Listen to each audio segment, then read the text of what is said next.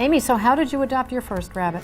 I adopted my first rabbit through you, Mary. You gave me a call. My first rabbit had passed away, and I agreed for a whole year. And you said you got this mini Rex in that had my personality, and I didn't think I was ready to adopt again. But you talked me into it, and I was so happy that I did it. And I've had it 12 years. But I didn't really talk you into it. I talked you into coming up to my apartment. And when you walked in, I remember you had your friend Jen. Yes. And Jen said, "Oh, Amy, look at that rabbit over there," and that was the one that I had called you about. Actually, when I walked in your room, it was a head that popped out. Yep, and she popped her head out right away. And I kept going to your apartment and feeling it out, and she's been with me ever since. And how'd you get the rabbit before that, Tattletale? How'd you happen? I actually found her in a pet shop window. It was an impulsive. I did everything wrong. That's how I met you. You came to my house. And I remember I was doing a story on you for that and I was magazine, doing everything wrong. She was living up underneath my mattress in my springs and eating big bowls of oatmeal, no hay, no bowls of water. It was crazy. Oh, but she had a great life. Yeah, she had a good life. Luxurious wow, life. So active. Yeah.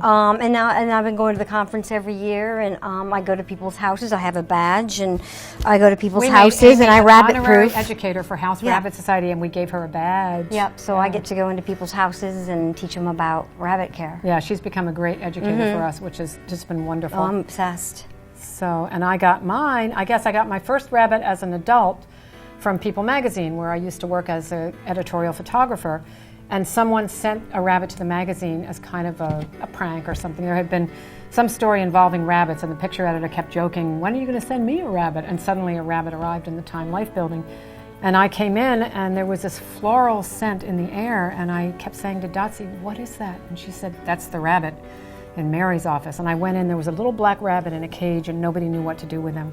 So long story short, I took him home, and he started teaching me about rabbits. I hadn't had rabbits since I was a child, and I couldn't bear to coop him up, so I kept him in my kitchen, and I walled off the kitchen from other rooms, and noticed that he always peed and pooped in the same place. So I thought, what would happen if I put a box there?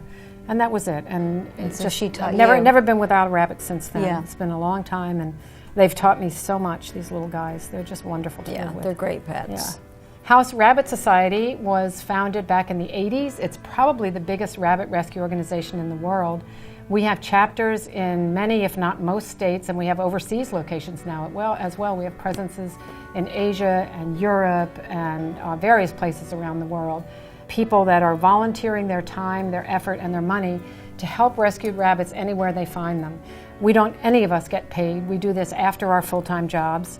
And we put our hearts into it, and have a wonderful website, www.rabbit.org, which is an encyclopedic site with rabbit information for just about any need you have. You can use our site to research just about any rabbit topic you want, and you'll come up with hits that are very useful to you. We have a local site in New York, which is rabbitcare.org. That's our New York City chapter, which I'm involved with. And we have chapters in many areas of the country. So wherever you are, if you just search online for House Rabbit Society and then the name of your city or state, you're likely to find chapters or representatives who can help you, we hope. And we're always looking for donations. Yeah, good for you. Thank you. Yes, we always need donations, always.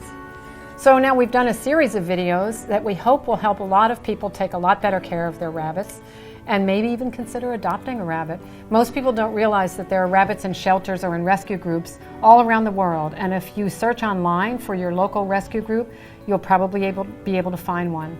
Consider adopting a pet instead of buying one, because you're helping out in all sorts of ways. You're freeing up a shelter space, you're allowing another rabbit to be rescued, and you're giving a wonderful home to a rabbit that didn't have a very good home the first time around.